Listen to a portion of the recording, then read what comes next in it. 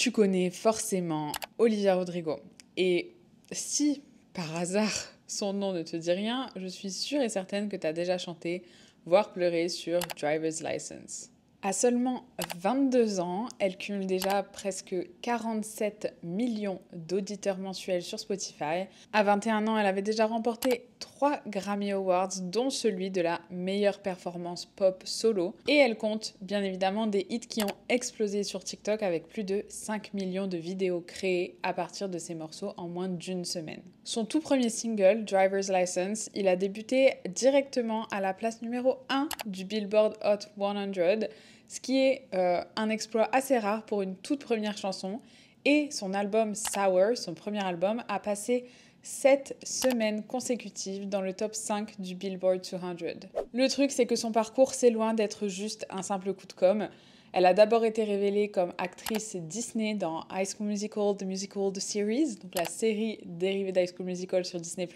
Ensuite, elle s'est réinventée en auteure, compositrice, interprète en 2021, donc c'est assez récent. Elle a coécrit et coproduit chacun de ses titres pour son premier album pour imposer justement un univers qui est brutalement honnête et mélodiquement irrésistible. Dans un marché où la concurrence est quand même très féroce, on peut nommer Taylor Swift, Billie Eilish, Sabrina Carpenter, etc.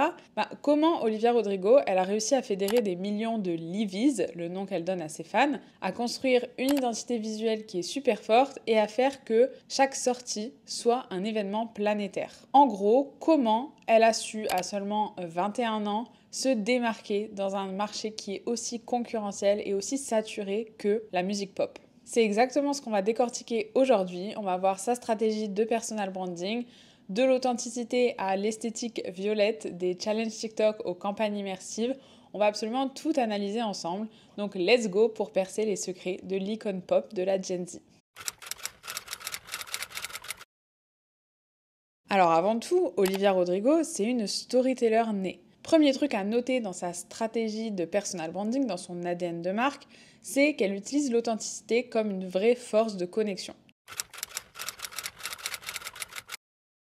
Olivia Rodrigo, elle utilise un langage et un style visuel 100% Gen Z, dont elle fait partie d'ailleurs, bien sûr, mais c'est des posts non retouchés, c'est des stories Instagram faites à la volée. Elle parle comme ses fans, elle parle en minuscules, avec des emojis, avec une orthographe très décontractée. Elle partage ses repas, ses trajets en voiture, ses ratés, bref, tout ce qui rend en fait l'artiste humaine. Dans son univers, il n'y a rien qui est surjoué, tout est très brut et très sincère. Elle crée en fait très aisément une relation qu'on appelle parasociale. En fait, elle crée l'illusion d'une amitié qui est intime et sincère entre elle et son audience. Elle brouille complètement en fait la distance entre fan et star. Au-delà de son authenticité comme une vraie force, elle assume totalement sa vulnérabilité pour devenir une icône qui est relatable, qui est accessible. Elle va venir montrer ses larmes, ses doutes, ses mauvais jours, etc. C'est devenu un vrai pilier de son image. Et plutôt que justement soigner une perfection qui est carrément artificielle et masquer en fait un peu toutes ses difficultés, elle va humaniser à fond sa célébrité en transformant sa vulnérabilité en une vraie force empathique, ce qui va du coup permettre de renforcer l'attachement, là encore, de ses fans. Ses fans se reconnaissent en elle et lui sont profondément reconnaissants justement d'oser montrer ses failles. Elle va partager ses émotions pour fédérer et non pas pour impressionner ou jouer un rôle de victime. Troisième pilier de son ADN de marque, j'ai nommé sa créativité qui est totalement extensible et immersive. Olivia Rodrigo, elle puise ses inspirations dans des trends très nostalgiques auxquels elle ajoute sa touche contemporaine, on en reparlera juste après. Mais elle a vraiment en fait ce don de transformer tout ce qu'elle touche pour en faire un truc qui est propre à elle. Sa zone de génie notamment, c'est premièrement l'écriture émotionnelle. Elle a des mélodies qui sont irrésistibles, sur lesquelles elle colle des textes qui sont crûment honnêtes. Et elle a une vraie maîtrise narrative, en fait, chaque chanson est presque comme un film où on peut se projeter visuellement. Ses forces chez Olivia Rodrigo, ça dégage une vraie énergie qui est intime, qui est audacieuse, qui est empathique et qui est créative à la fois. Ce que toi déjà là-dedans tu peux retenir pour ta stratégie, c'est que faut pas avoir peur de montrer tes coulisses, de montrer tes émotions, de montrer tes faiblesses, parce que c'est ça qui va créer un lien sincère et durable avec ton audience. Une fois que l'ADN de marque est posé, il faut bien sûr le montrer. Et ça, Olivia Rodrigo, elle sait très bien le faire parce qu'elle a une stratégie qui est vraiment multiplateforme et elle a un rythme très très soutenu. Premièrement, donc, elle est omniprésente. Olivia, elle cartonne notamment parce qu'elle investit chaque réseau social, chaque canal de communication de façon sur mesure. On peut noter dans sa stratégie notamment, il y a TikTok où elle va expliquer ses chansons en vidéo assez courtes, elle va lancer des challenges viraux, etc. Elle a Twitter aussi qu'elle utilise plus pour le teasing, pour les partages d'anecdotes, pour les échanges directs aussi avec ses fans. Il y a un moment où elle a posté jusqu'à 67 tweets en un seul mois. Et elle utilise aussi Instagram, bien sûr, pour notamment utiliser son univers visuel, un peu comme une vitrine esthétique en fait. Elle va aussi partager son lifestyle et les coulisses exclusifs. Olivia Rodrigo, comme je l'ai dit, elle est constamment présente sur les réseaux sociaux et elle mêle très stratégiquement des contenus promotionnels, les coulisses, des interactions, etc. En fait, elle laisse jamais de répit à son audience. Et en vrai, ça marche. Ça marche parce que ça entretient la conversation et l'attention. Ce rythme super soutenu, cette omniprésence, en fait, ça offre un feed qui apparaît très vivant et ça renforce le sentiment de proximité entre ses fans et elle, bien sûr. Et du coup, sa communauté, elle est maintenue presque en conversation constante avec elle. Ce qu'il faut que tu retiennes de tout ça, c'est bien sûr de communiquer. Je veux que tu définisses tes réseaux prioritaires et que tu te fixes un calendrier éditorial qui soit réaliste mais auquel tu te tiens. Parce que mieux vaut être constante plutôt que de disparaître du jour au lendemain un peu toujours spontanément. Évidemment, on ne peut pas parler de personal branding sans parler de l'univers visuel. Et là, Olivia Rodrigo est encore une queen dans la matière parce qu'elle a développé un univers visuel qui est très mémorable. Premièrement, on a sa signature violette. Bien évidemment, c'est son identifiant visuel, c'est la couleur violette. Le violet, il apparaît systématiquement dans ses clips, dans ses visuels, dans ses partenariats, vraiment partout, et ça crée un code couleur qui est immédiatement reconnaissable et identifiable. Cette uniformité, du coup, dans son univers visuel, dans sa colorimétrie, ça facilite, comme je viens de dire, la reconnaissance instantanée de sa marque, comme le rouge de Taylor Swift, le lime green de Charli XCX, le baby blue de Sabrina Carpenter. Au-delà de la couleur, sa vibe esthétique, elle puise son inspiration dans la nostalgie des années 90-2000. C'est les papillons, les baby tees des années 2000, les jeans délavés, les t-shirts blancs très basiques. Mais attention, elle ne se contente pas de copier, de recopier cet univers. Elle réinterprète tout à sa sauce et elle réinvente les tendances. Donc ça va être son petit top papillon vintage chiné sur Depop, ses pièces Basquiat avec Gaultier, ses superpositions très Y2K et aussi streetwear moderne. À chaque inspiration, elle ajoute toujours son propre twist qui fait qu'elle ne copie jamais des tendances et elle est toujours très trendsetter, c'est elle qui lance des tendances. Un autre truc que je voulais mentionner dans son univers visuel, c'est qu'elle utilise son propre merch comme extension de sa marque.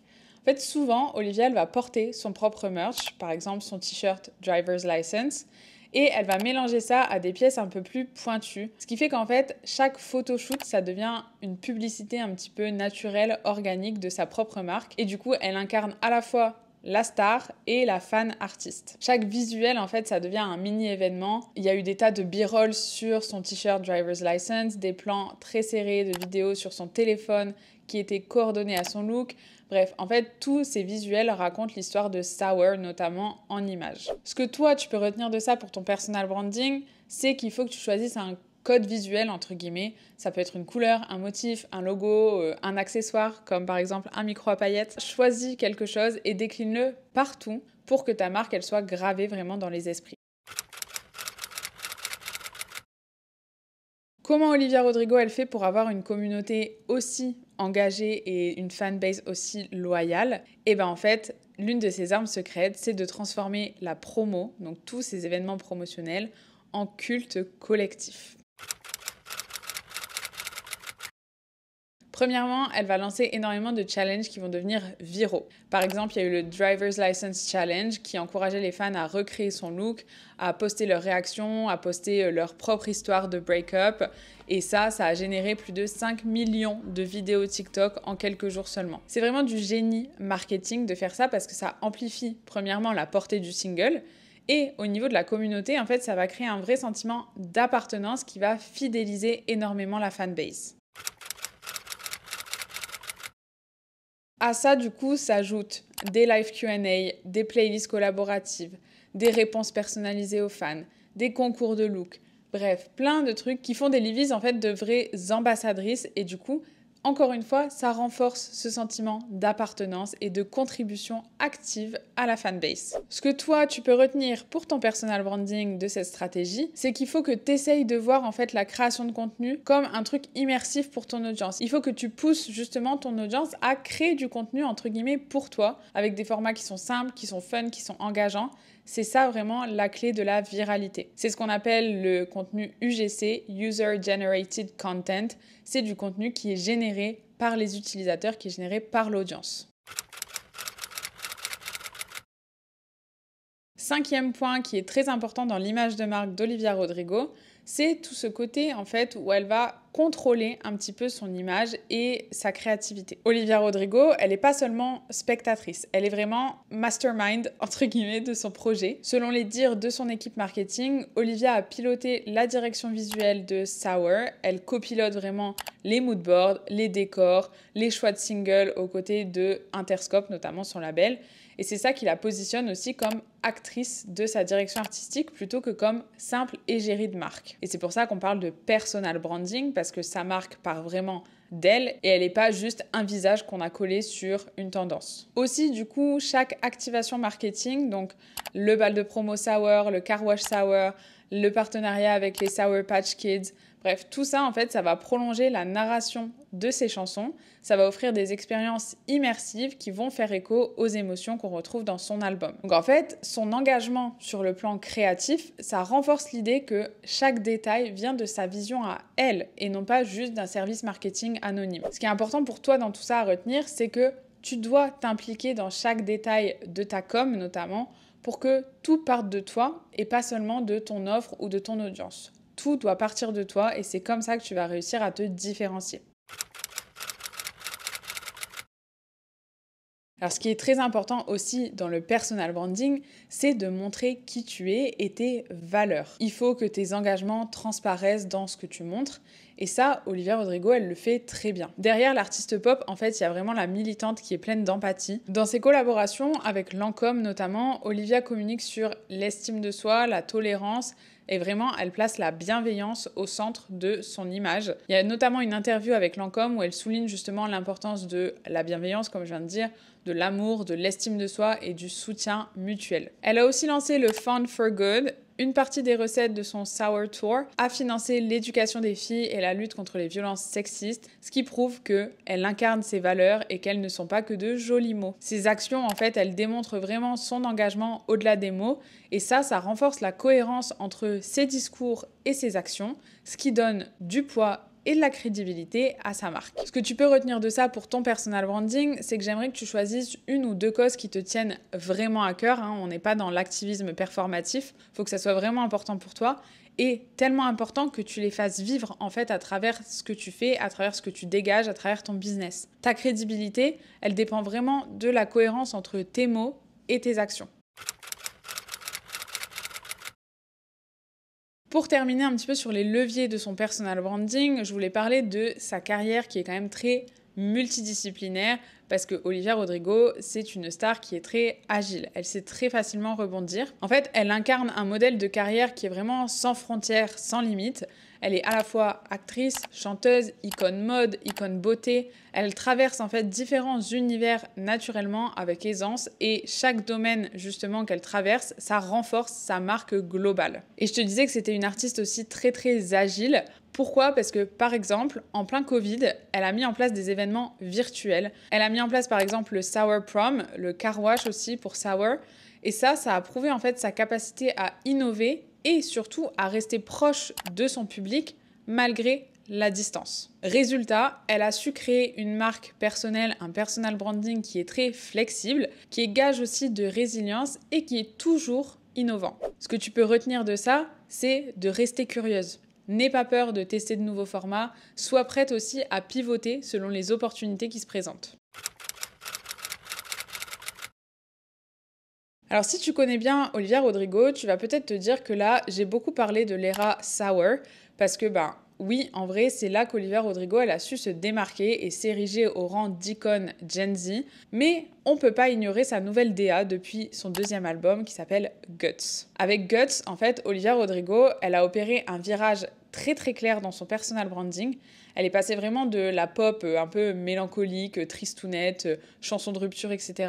à vibe de rockstar confiante, vachement plus audacieuse, très subversive. Du coup, je voulais quand même mentionner les changements d'image de marque et de stratégie qu'on a pu voir de Sour à Guts.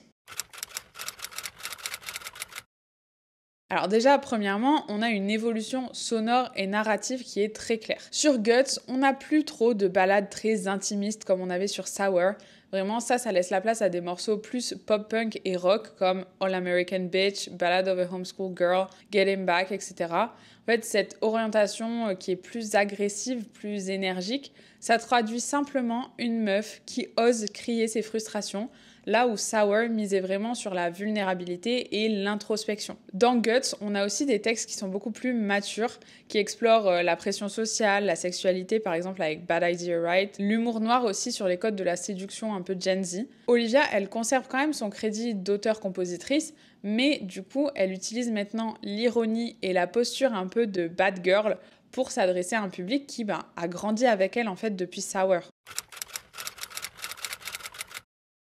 Au niveau de l'univers visuel et esthétique, là aussi on a du gros changement et c'est surtout ça en fait qui saute aux yeux entre les deux eras. Le violet pastel de Sour, il a cédé le pas à une combinaison de noir, de pourpre assez profond, de touches de rouge sang un petit peu, ce qui reflète clairement l'énergie pop-punk de l'album. Sur scène, elle adopte maintenant des tenues en mèche avec des cristaux, des bodysuits en cuir, vraiment une influence un peu Gwen Stefani, ce qui témoigne vraiment d'une imagerie qui est plus dark et plus transgressive. Ces looks maintenant, ça amène un peu le côté chaîne, le côté tartan, les clous, des lunettes de soleil très très étroites. Bref, c'est vraiment un hommage à un autre pan des années 2000, toujours revisité en fait de manière contemporaine. Chacun de ces visuels, les clips, les pochettes des albums, les shootings, etc., tout est toujours calibré pour renforcer l'idée d'une artiste qui est entrée dans l'âge adulte, qui est fière de son attitude et fière de son indépendance.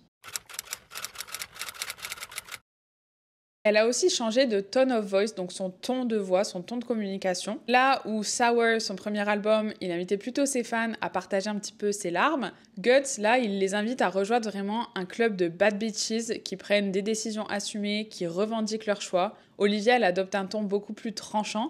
Elle joue aussi avec un humour qui est un peu piquant et une assurance qui est nouvelle comparée à Sour, tout en conservant quand même son style très conversationnel, Gen Z, les phrases courtes, les emojis, etc. Malgré ce changement de registre, elle reste toujours très très authentique, ce qui est vraiment la base de son personal branding. Elle poste encore des selfies sans filtre, des stories de backstage un peu chaotiques, des réactions sincères en direct, et ça conserve encore une fois le lien qu'elle a construit avec ses fans depuis Sour.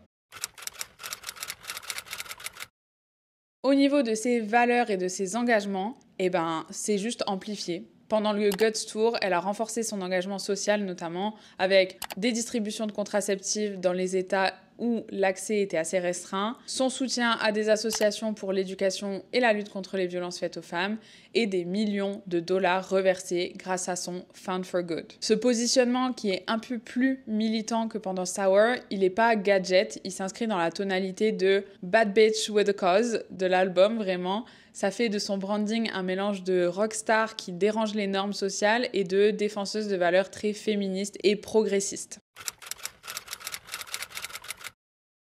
Enfin, si on parle vraiment de sa relation avec ses Livies, avec ses fans, en fait, elle est toujours aussi immersive, voire plus. Elle lance toujours des challenges TikTok, sauf que les challenges, ils passent des balades émotionnelles à des danses et des lip-sync un peu sarcastiques sur Vampire ou Ballad of a Homeschool Girl. Ça invite vraiment les fans à exprimer leur côté rebelle en créant leurs propres vidéos. Et en complément de son esthétique punk, elle a proposé des moments backstage filmés à la va-vite, des after-shows secrets, des teasers de nouveaux morceaux, ce qui a encore là contribué à cultiver un sentiment d'urgence et de privilège chez ses fans. Alors en résumé, du coup, en passant de Sour à Guts, Olivia Rodrigo, elle a premièrement affiné sa personnalité. Elle est passée de la confidente vulnérable à la provocatrice rockstar. Deuxième point, elle a réinventé son univers visuel. Elle a une palette beaucoup plus sombre, toujours dans une esthétique Y2K, mais plutôt punk grunge. Elle a consolidé ses valeurs activistes, elle a un militantisme qui est toujours cohérent avec son image et elle a renforcé aussi l'immersion de sa fanbase avec des contenus UGC toujours plus audacieux, des expériences live exclusives, etc. Ce virage, il marque vraiment la maturité de son parcours, de son personal branding. Elle est plus seulement la voix d'une génération en peine de cœur, mais elle est vraiment l'icône rebelle et engagée de la Gen Z. Alors du coup, est-ce qu'on peut pour autant considérer que c'est un full rebranding ? Le virage opéré avec Guts, en fait, il répond à plusieurs logiques.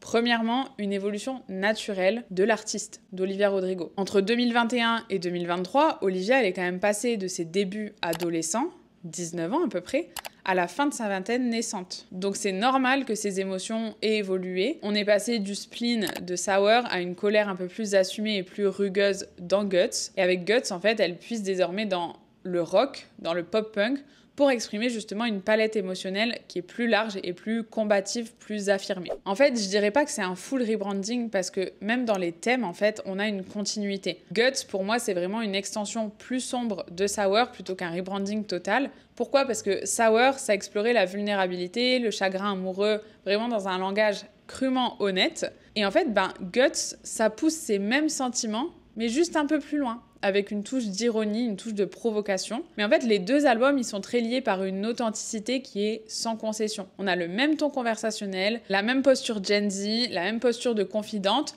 mais déclinée avec des variations d'intensité. Comme je l'ai dit, du coup, on a toujours une cohérence de marque, même dans les visuels, parce que même si le violet pastel de Sour, il a cédé place à un pourpre dark un peu plus punk grunge, en fait, ça vient de la même inspiration. On est toujours dans la nostalgie des années 2000, le côté Y2K. C'est juste que c'est revisité pour fit plus à l'intensité émotionnelle de son nouvel album. Les défis TikTok, l'engagement direct avec ses fans, la posture un peu de mastermind copilote dans sa direction artistique, tout ça, en fait, ça reste identique. Seul le ton et l'atmosphère visuelle changent de registre. Mais alors du coup, pourquoi ce virage ? Premièrement, tout simplement, les fans de Sour, ils ont mûri avec elle. Il fallait du coup un discours et une esthétique à la hauteur de leur passage à l'âge adulte, tout comme Olivia l'a vécu. Aussi, du coup, ça lui a permis d'affirmer sa crédibilité artistique parce qu'en s'attaquant au rock et au punk, elle montre qu'elle n'est pas juste une princesse du break-up pop, mais une musicienne qui est vraiment capable de naviguer dans plusieurs genres. Et surtout, ça lui a permis de renouveler l'engagement de sa fanbase. Avec un son qui est plus brut, plus énergique, ça a stimulé en fait la curiosité et ça évite la lassitude dans une société qui passe très très vite à autre chose. Alors du coup, non, je considérerais pas que de Sour à Guts, elle a fait un full rebranding.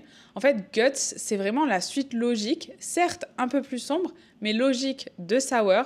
C'est un prolongement qui est un peu plus in your face de la même authenticité de base. L'essence du personal branding d'Olivia, donc c'est l'authenticité brute, le contrôle créatif, la connexion avec la Gen Z. En fait, tout ça, ça reste inchangé. C'est juste décliné dans une palette sonore et visuelle qui est plus électrique, plus sombre, plus engagée. Mais donc non, ce virage, c'est pas un contresens, c'est pas un rebranding, c'est au contraire la confirmation que son image de marque, elle était déjà conçue pour évoluer avec elle et dans ce sens. Et tout ça, je trouvais important de te le préciser parce qu'en fait, c'est pas parce que tu fais différents projets qui sont un petit peu différents, que ce soit dans l'essence, dans le visuel, etc., que tu dois forcément opérer un rebranding. Et c'est pour ça que c'est super important de travailler la base de ton personal branding, ton ADN de marque, parce que ça, normalement, si ça part de toi, si ça vient de ton essence profonde, ça changera pas en fait au cours de ta vie. Voilà, tu connais maintenant tous les leviers qui ont permis à Olivia Rodrigo de se démarquer dans un marché ultra concurrentiel et ultra saturé. Sa réussite en fait, elle repose vraiment sur l'alliance d'une authenticité qui est brute, d'une esthétique assez forte, d'un engagement communautaire aussi et d'un contrôle créatif sans compromis sur sa marque. Elle combine maîtrise narrative, cohérence visuelle et valeurs sincères.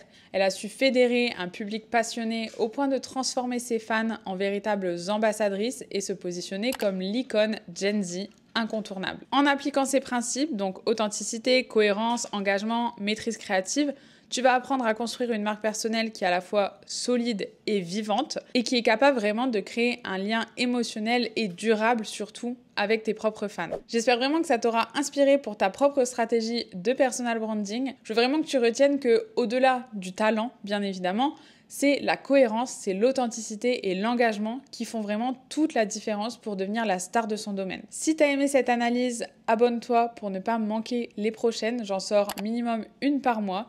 D'ailleurs, tu peux me dire les stars que tu aimerais que j'analyse en commentaire. N'hésite pas si tu as des suggestions. Et sinon, dis-moi en commentaire quelles leçons tu vas appliquer en premier dans ton propre personal branding en t'inspirant des stratégies d'Olivia Rodrigo. En tout cas, je te remercie d'être resté jusqu'ici et on se retrouve très très vite pour un nouveau décryptage de branding de star.